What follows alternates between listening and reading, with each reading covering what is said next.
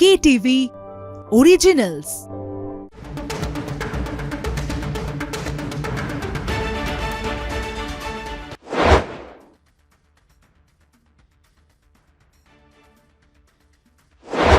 নমস্কার, আমি অনন্যা। শুরু করছি stadium bulletin, presented by Jack olive oil. আমাদের সঙ্গে রয়েছেন আমাদের কলকাতা টিভির assistant sports editor Joyjyoti Ghosh.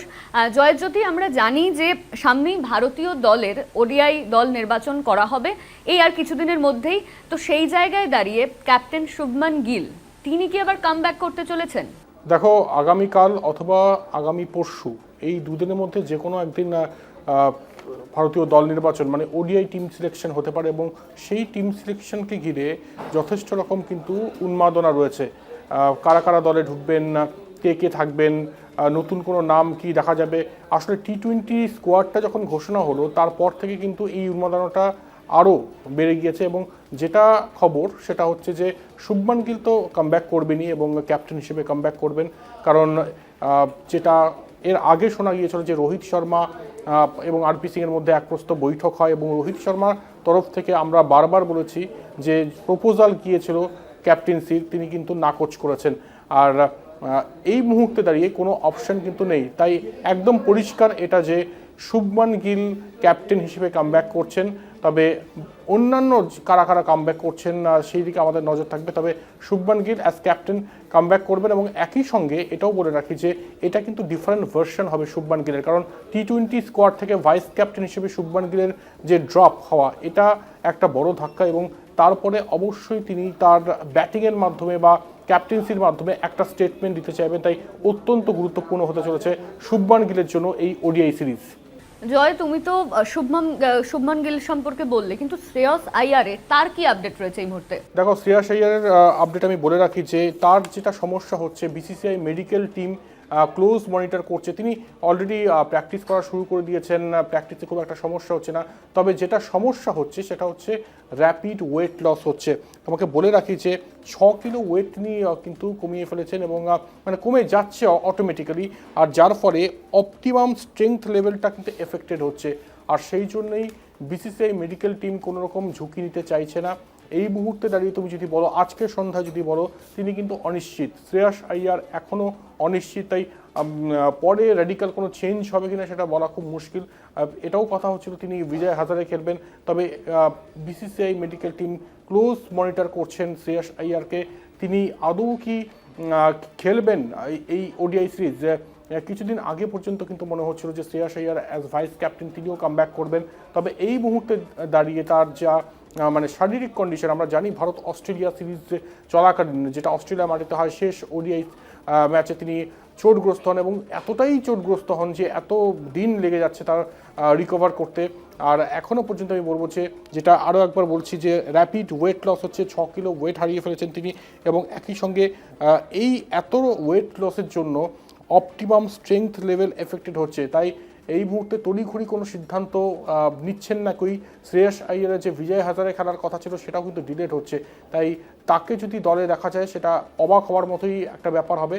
ধরে নেওয়াই যেতে পারে তিনি হয়তো এই ওডিআই সিরিজ খেলবেন না শ্রেয়স আইয়ার। জয়, তুমি যেখানে বলছিলে যে এই আমাদের এই পুরো স্টেডিয়াম বুলেটিনটা চলছে হচ্ছে ভারতীয় দলের ওডিআই দল নির্বাচনকে নিয়ে এখন যে চলছে, তো সেই জায়গায় দাঁড়িয়ে ঋষভ পান্ত তিনি কি সম্পূর্ণভাবে বাদ? দেখো, ঋষভ পান্তের এর আগে বহুবার আলোচনা হয়েছে ঋষভ পান্তকে নিয়ে কি করবে ভারতীয় থিঙ্ক ট্যাঙ্ক। এখনও পর্যন্ত যেটা খবর, মানে ঋষভ পান্তকে নিয়ে কিন্তু খুব একটা ভাবছে না ওডিআই, মানে ওডিআই টিমে খুব একটা তাকে নিয়ে ভাবা হচ্ছে না। তার একটা কারণ আমি আগেও বলেছিলাম স্টেডিয়াম বুলেটিনে, যে যখন নাকি ভারত দক্ষিণ আফ্রিকা ওডিআই সিরিজ হচ্ছিল সেখানে খেয়াল করে দেখো ঋতুরাজ গায়কোয়াড়কে নেওয়া হয়েছিল এবং ঋতুরাজ গায়কোয়াড় খেলেওছেন। তাই যদি ঋতুরাজ গায়কোয়াড়কে নিতে হয় তাহলে ঋষভ পান্ত তখন তো ফিট ছিলেন, তখন কেন তাকে নেওয়া হলো না? তাই এটাই বলার যে এই মুহূর্তে দাঁড়িয়ে হয়তো ঋষভ পান্তকে ভাবা হচ্ছে না, খুব আনফর্চুনেট। তবে ঋষভ পান্তের মতো ক্রিকেটাররা যদি হোয়াইট বল ক্রিকেটে আরও বেশি খেলতো আরও ভালো হতো। তবে এই মুহূর্তে দাঁড়িয়ে যদি তুমি বলো তাহলে ভারতীয় থিঙ্ক ট্যাঙ্ক কিন্তু লাল বলের ক্রিকেটেই শুধুমাত্র ঋষভ পান্তকে ভাবছে। তাই ঋষভ পান্ত এখনও পর্যন্ত কিন্তু তিনিও অনিশ্চিত এবং ঋষভ পান্তের বদলে হয়তো অন্য কোনো নাম আসছে। জয়জ্যোতি, একদম যে প্রশ্নটা করতে হবে, পান্থের বদলেই কি আসছেন ঈশান কিষান? দেখো, ঋষভ পান্থের কথা বলছিলাম। ঋষভ পান্থের বদলে কে আসতে পারেন সেটা আমি একটু বলে রাখি যে ঈশান কিষান এই নামটা বারবার আসছে। ঈশান কিষানের কিন্তু ঘরোয়া মানে ডোমেস্টিক সার্কিটে যথেষ্ট রকমভাবে তার ভালো পারফরমেন্স আমরা জানি। মুস্তাক আলীতে যথেষ্ট ভালো পারফরমেন্স দিয়েছেন এবং টিমকে চ্যাম্পিয়ন করেছেন। এবং একই সঙ্গে তুমি যদি বলো যে অন্যান্য ক্ষেত্রেও মানে সব জায়গায় তিনি ফ্লেক্সিবল ব্যাটিংয়ের ক্ষেত্রে, তাই ঈশান কিষান এই নামটা বারবার উঠে আসছে। দেখা যাক ঈশান কিষান ওডিআইটা কামব্যাক করেন কিনা। আর তুমি যেটা বলছিলে যে সম্ভাব্য প্রবেবল 11 কি হতে পারে ওডিআই ফরম্যাটে, একেবারেই জয়, তোমার এই ঈশান কিষান নিয়েই আমরা আলোচনায় ফিরবো। তবে এখন সময় কিন্তু একটা বিরতি, স্টেডিয়াম বুলেটিন এখন সময় একটা বিরতি। ফিরে এলাম বিরতির পর। স্টেডিয়াম বুলেটিন নিয়ে আমাদের সঙ্গে রয়েছেন জয়জ্যোতি। জয়জ্যোতি, এই যে ওডিআই দল নির্বাচন নিয়ে আমরা কথা বলছি, তো এখানে এই সম্ভাব্য দল কিরকম হতে পারে, কারা কারা থাকতে পারেন সেখানে? দেখো, গৌতম গম্ভীর কোচ, তিনি কি দল নির্বাচন করবেন সেটা বলা খুব মুশকিল, কারণ এটা খুব টাফ হয়ে যাচ্ছে যে ভারতীয় দল কি হবে এটা আগাম বলে ফেলা, কারণ অনেক রকম আমরা চমক দেখছি। এই মুহূর্তে অবশ্য গৌতম গম্ভীর বাইরে রয়েছেন, তিনি ফ্যামিলির সঙ্গে ছুটি কাটাচ্ছেন লন্ডনে। তবে দল নির্বাচনে একটা যে চমক তিনি দেবেন সেটা বলার অপেক্ষা রাখে না। স্টেডিয়াম বুলেটিনের তরফ থেকে একটা দল করা হয়েছে, অবশ্যই সেটা বলে দেব। শুভমান গিল, রোহিত শর্মা, বিরাট কোহলি। রোহিত শর্মা এবং বিরাট কোহলি দুজন নিয়েই তো মানে দুজনকে নিয়েই সব টিআরপি বলা যেতে পারে, সমস্ত মানে বক্স অফিস হচ্ছে রোহিত শর্মা এবং বিরাট কোহলি। তোমাকে বলে রাখি, বরোদায় ফার্স্ট ওডিআই 8 মিনিটের সমস্ত টিকিট সোল্ড আউট। কেন? এই রোকো জুটির জন্য, রোহিত শর্মা বিরাট কোহলির জন্য। রোহিত শর্মা বিরাট কোহলি থাকছেন এবং শ্রেয়াস, আমি অলরেডি বললাম যে শ্রেয়াস হচ্ছে অনিশ্চিত। ঋতুরাজ গায়কোয়াড় থাকছেন। কে এল রাহুল থাকবেন অবশ্যই। আর তারপরে সেকেন্ড উইকেট কিপার ব্যাটার হিসেবে কাকে নেওয়া হবে, এটা কিন্তু $1 মিলিয়ন কোশ্চেন এই মুহূর্তে। ঈশান কিষান এগিয়ে রয়েছে দৌড়ে। আজ পর্যন্ত মানে আজকে সন্ধ্যা পর্যন্ত কিন্তু ঈশান কিষান দৌড়ে এগিয়ে রয়েছে, কারণ তুমি যদি দেখো বিজয় হাজারেতেও ঋষভ পান্থের আহামরি কোনো পারফরমেন্স নেই। যদি পারফরমেন্স না থাকে তাহলে খুব মুশকিল। এবং এই সময়ে দাঁড়িয়ে যেখানে ঈশান কিষান ভালো পারফর্ম করছেন, তাই কোথাও গিয়ে ঈশান কিষান যদি বাজি মেরে দেন তাহলে অবাক হওয়ার কিচ্ছু থাকবে না। অপরদিকে তুমি যদি দেখো অন্যান্য যারা মেম্বার রয়েছে, তিলক বর্মা থাকবেন অবশ্যই মিডল অর্ডারে। রবীন্দ্র জাদেজা, ওয়াশিংটন সুন্দর, কুলদীপ যাদব, হর্ষিত রানা, অর্শদীপ সিং, মোহাম্মদ সিরাজ। অবশ্যই মোহাম্মদ সিরাজকে নেওয়া উচিত। আর আরেকটা বিষয় যেটা আমরা করেছি যে মোহাম্মদ শামি না প্রসিদ্ধ কৃষ্ণা ভাইজ্যাকে উইকেট হয়তো পেয়েছেন, তবে ধারাবাহিকতার কিন্তু একটা বিরাট অভাব রয়েছে প্রসিদ্ধ কৃষ্ণার। অন্যদিকে মোহাম্মদ শামি, তার আমি একটু ট্র্যাক রেকর্ডটা বলবো। সৈয়দ মুস্তাক আলীতে 7টি ম্যাচে 16টি উইকেট নিয়েছেন মোহাম্মদ শামি, যেখানে তার বেস্ট পারফরমেন্স 13 রানে 4টি উইকেট। এবং অপরদিকে বিজয় হাজারেতে 4টি ম্যাচে 8 উইকেট। আর কি করবেন, মানে তিনি ফিটনেস প্রমাণ করলেন, তিনি পারফরমেন্স দিলেন, আর কীভাবে মানে তিনি বার্তা দেবেন যে আমি ফিট রয়েছি ওডিআই ফরম্যাটের জন্য, যেখানে 2027 ওডিআই ওয়ার্ল্ড কাপ আমরা জানি এর পরের বছরই।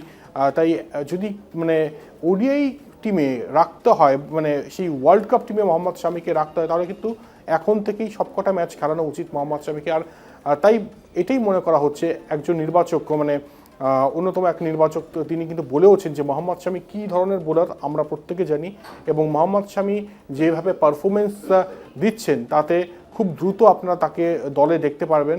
আসলে কি হয়, অনেক সময় নির্বাচকরা অনেক কথা বলেন অফ দ্য রেকর্ড, তারপর সেটা কিন্তু মেলে না। তো সেটাই একটা ভয়, কি মোহাম্মদ শামি কি আদৌ কামব্যাক করবেন কি করবেন না। তবে তার যা পারফরমেন্স, তার যা ফিটনেস লেভেল, এই মুহূর্তে যদি মানে তিনি কামব্যাক না করেন তাহলে আর কবে করবেন, আর কবে, সেটাই বলার। যে মোহাম্মদ শামিকেও আমরা রাখছি দলে, এবং যশস্বী জয়সওয়াল। আনফর্চুনেট এটাই যে যশস্বী জয়সওয়াল ভাইজ্যাক ওডিআইতে সেঞ্চুরি করেছিলেন, কিন্তু তাকে ব্যাকআপ ওপেনার হিসেবে রাখতে হবে, কারণ খুব স্পষ্ট সেটা হচ্ছে শুভমান গিল তিনি যদি ফেলেন, মানে তিনি তো চোটগ্রস্ত ছিলেন, তিনি যদি ফেলেন তাহলে সেক্ষেত্রে শুভমান গিল ওপেন করবেন রোহিত শর্মার সঙ্গে, এবং একই সঙ্গে যশস্বী জয়সওয়ালকে কিন্তু ব্যাকআপ ওপেনার হিসেবে রাখা হবে। মানে তাকে আবারও কিন্তু বেঞ্চে বসতে হবে। খুব আনফর্চুনেট একজন ক্রিকেটারের জন্য, কারণ তিনি 17 রান করলেন ভাইজ্যাকে, ম্যাচ জেতালেন, তারপরের ম্যাচ যদি তাকে রিজার্ভ বেঞ্চে বসতে হয় তাহলে এর থেকে বেদনাদায়ক আর কিছু হতে পারে না। জয়জ্যোতি, রোহিত শর্মা এবং বিরাট কোহলির জন্য কতটা মানে গুরুত্বপূর্ণ এই সিরিজ? দেখো না সবকটা সিরিজ এই মুহূর্তে কিন্তু গুরুত্বপূর্ণ রোহিত শর্মা এবং বিরাট কোহলির জন্য, এবং রোহিত শর্মা বিরাট কোহলি ভালো পারফর্ম করছেন, এটা মানে বলা বাহুল্য, যেভাবে পারফর্ম করছেন প্রত্যেকটা ম্যাচে রান করছেন। এবং তুমি দেখো বিজয় হাজারাতেও রান করেছেন বিরাট কোহলি, এবং বিরাট কোহলি রেলওয়েজের বিরুদ্ধে খেলবেন সম্ভবত, বিজয় হাজারাতে সম্ভবত নয়, তিনি খেলবেন, অফিসিয়ালি তিনি জানিয়ে দিয়েছেন। তাই এটাই বলা যে এখন যে কটা ওডিআই ম্যাচ রয়েছে 2027 ওডিআই ওয়ার্ল্ড কাপের আগে পর্যন্ত যতগুলো ওডিআই ম্যাচ রয়েছেন প্রত্যেকটা কিন্তু ড্রেস রিহার্সাল বিরাট কোহলি এবং রোহিত শর্মার জন্য, এবং তারা দৃঢ় প্রতিজ্ঞ যে তারা 2027 ওডিআই ওয়ার্ল্ড কাপ খেলতে চান, এবং সেই জন্য যে পরিমাণ ফিটনেস দরকার, যা যা করা দরকার সব করবেন, এবং 3টি ওডিআই ম্যাচে নিজেকে নিংড়ে দেবেন। তুমি দেখো এর আগে যখন অস্ট্রেলিয়া সফরে ভারত যায় সেখানে রোহিত শর্মা দুর্দান্ত পারফরমেন্স করে, এবং তারপর যখন ভারত দক্ষিণ আফ্রিকা সিরিজ হয় সেখানে বিরাট কোহলি দুর্দান্ত পারফরমেন্স দেয় এবং ম্যান অফ দ্য টুর্নামেন্ট হয়েছিলেন বিরাট কোহলি। তাই এই ভারত নিউজিল্যান্ড সিরিজেও যদি এই দুজনের মধ্যে কেউ ম্যান অফ দ্য সিরিজ হন বা ম্যান অফ দ্য টুর্নামেন্ট হন তাহলে কিন্তু অ্যাটলিস্ট আমি অবাক হব না। তাই এটাই বলা যে রোহিত শর্মা বিরাট কোহলি হচ্ছে চ্যাম্পিয়ন, কখনো তারা কখনো পরিস্থিতি তাদের চ্যালেঞ্জার করে দেয়, তবে চ্যালেঞ্জার থেকে কীভাবে চ্যাম্পিয়ন হতে হয় তারা কিন্তু জানেন। এবং রোহিত শর্মা বিরাট কোহলি মানে হচ্ছে বক্স অফিস হিট। আর একটু আগে বললাম বড়োদায় 8 মিনিটে সমস্ত টিকিট সোল্ড আউট। আমি নিশ্চিত যে এরপরে যে জায়গায় মানে যেসব জায়গায় বড়োদা, রাজকোট, ইন্দোর সব জায়গায় কিন্তু একই অবস্থা হবে। আসলে রোহিত শর্মা বিরাট কোহলিকে দেখার জন্য বহু দূর, বহু মাইল, বহু কিলোমিটার দূর থেকে কিন্তু মানুষ আসতে পারে তাদের ব্যাটিং শৈলী দেখার জন্য। একেবারেই জয়, তোমাকে আমি এখানে থামাবো, এখন সময় আমাদের একটা বিরতির, ফিরছি বিরতির পর সঙ্গে থাকুন। ফিরে এলাম স্টেডিয়াম বুলেটিন নিয়ে, আমাদের সঙ্গে রয়েছেন কলকাতা টিভির assistant sports editor Joyjyoti Ghosh. Joy, তোমার কাছে এবার যে প্রশ্নটা আমি রাখবো যে এই যে আমরা দেখেছি যে ওডিআই ফরম্যাট নিয়ে কেন চিন্তিত অশ্বিন? দেখো ওডিআই ফরম্যাট নিয়ে চিন্তিত তিনি তার ইউটিউব চ্যানেলে বলেছেন যে রোহিত শর্মা বিরাট কোহলি যতদিন খেলবেন ততদিন ঠিক আছে, তারপরে এর ভবিষ্যৎ কি, মানে তিনি তুলনা করছেন সৈয়দ মুস্তাক আলী এবং বিজয় হাজারে, যে রোহিত বিরাট যে ম্যাচগুলোতে খেলছে বিজয় হাজারে সেই ম্যাচগুলোতে দর্শক হচ্ছে, কিন্তু পরে মানে অন্যান্য ম্যাচে কিন্তু সেই দর্শকটা হচ্ছে না। তিনি এটাও বলছেন যে T20 ফরম্যাটের জন্য কোনো চাপ নেই, সেখানে প্রচুর মানুষ দেখতে আসেন, কিন্তু একই সঙ্গে টেস্টের কথা যদি বলি সেখানেও একটা মানে পার্টিকুলার ক্রিকেট দর্শক রয়েছে, তারা আসবেন, খেলা দেখবেন। তবে ওডিআই ফরম্যাট নিয়ে তিনি যথেষ্ট চিন্তিত, এবং 2027 ওডিআই ওয়ার্ল্ড কাপ সামনে রয়েছে। এরপরে এই মানে এর জীবনকাল, ওডিআই ফরম্যাটের জীবনকাল কতদিন পর্যন্ত থাকবে সেটা চিন্তিত। তবে আমার মনে হয় রবিচন্দ্রন অশ্বিন এই খবরটা পাননি যে বড়োদায় 8 মিনিটে টিকিট সোল্ড আউট হয়ে গিয়েছে। তাই এটাই বলবো, টিকিট সোল্ড আউট অবশ্যই হয়েছে, যে রোহিত শর্মা বিরাট কোহলি দুজনেই রয়েছেন, কিন্তু ভারতীয় ক্রিকেট তারকা তৈরি করে দেয় যদি পারফরমেন্স কেউ দিতে থাকে সমানে। শুভমান গিল যদি পরপর ভালো পারফরমেন্স দিতে থাকে তাহলে কিন্তু অটোমেটিক্যালি সেই শুভমান গিলও তাদের জায়গায় চলে যাবে, তবে টাইম লাগবে, একটা নির্দিষ্ট টাইমের পর সেই জায়গায় যাবে এবং ধারাবাহিক পারফরমেন্সের পর সেই জায়গায় যাবে। তাই এটাই বলার যে যদি পারফর্মার তৈরি হয়, যদি স্টার ক্রিকেটার তৈরি হয় তাহলে অবশ্যই কিন্তু ওডিআই ক্রিকেটও বেঁচে থাকবে। রবিচন্দ্রন অশ্বিন সেটাই চিন্তিত যে স্টার যেখানে নেই সেখানে ওডিআই ফরম্যাটের টিকে থাকাটা বেশ কঠিন। তবে দেখা যাক রবিচন্দ্রন অশ্বিনের কথা মতো ওডিআই ফরম্যাটটার কি দ্রুত মৃত হয়ে যায়, নাকি এরপরেও কোনো স্টার এসে এটাকে বাঁচিয়ে রাখে। জয়, আমরা জানি যে জয়পুর থেকে আইপিএল সরে কোথায় যাচ্ছে, কেন এই সরানো? প্রথম কথা বলি যে 2 বছর থেকেই ডামাডোল চলছে রাজস্থান ক্রিকেট অ্যাসোসিয়েশন, এবং সেখানে এতটাই প্রশাসনিক জটিলতা যে কোনো নির্বাচিত কমিটি নেই। সেখানে রাজস্থান সরকার অ্যাডহক কমিটিকে দিয়েছে যে পুরোটা কোঅর্ডিনেট করার জন্য, কিন্তু বিসিসিআই তাতে মানতে কিন্তু নারাজ। তাদের পরিষ্কার কথা যে এর আগেও আমরা বলেছিলাম যে তোমরা ভোট করো, নির্বাচিত কমিটি হোক, কিন্তু সেটা করা হয়নি যে কোনো কারণেই হোক। এবং সাফারার হচ্ছে যে জয়পুরে যারা ক্রিকেট অনুরাগী রয়েছে তারা কিন্তু দেখতে পাবে না জয়পুরে এবারে আইপিএল, কারণ সেই জয়পুর থেকে সেটা শিফট হতে পারে পুনেতে।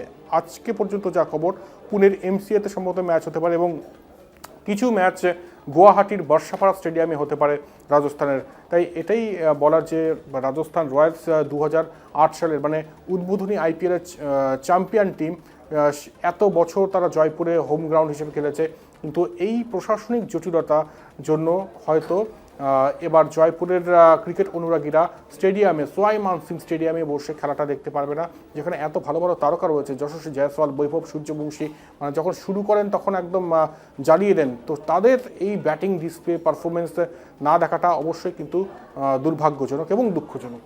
জয়, একেবারেই লাস্ট প্রশ্নে আমি রয়েছি, এবার আমাদের স্টেডিয়াম বুলেটিন শেষ করতে হবে। শেষ প্রশ্ন তোমার জন্য, ওসমান খাজার কি অবসর নিচ্ছেন তিনি?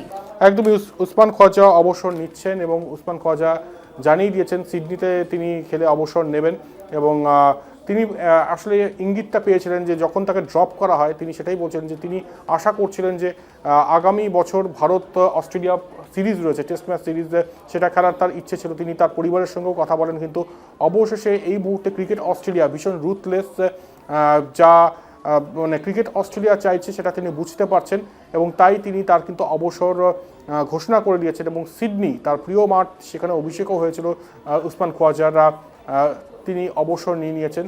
দেখা যাক উসমান খোয়াজার পর তার পরবর্তী উত্তরসূরি কে আসেন। একেবারেই আমরা শেষ করছি স্টেডিয়াম বুলেটিন। আমাদের সঙ্গে ছিলেন কলকাতা টিভির assistant sports editor Joyjyoti Ghosh. ধন্যবাদ তোমাকে। আজকে এই পর্যন্ত স্টেডিয়াম বুলেটিন। দেখতে থাকুন কলকাতা টিভি, রাত দিন 7 দিন।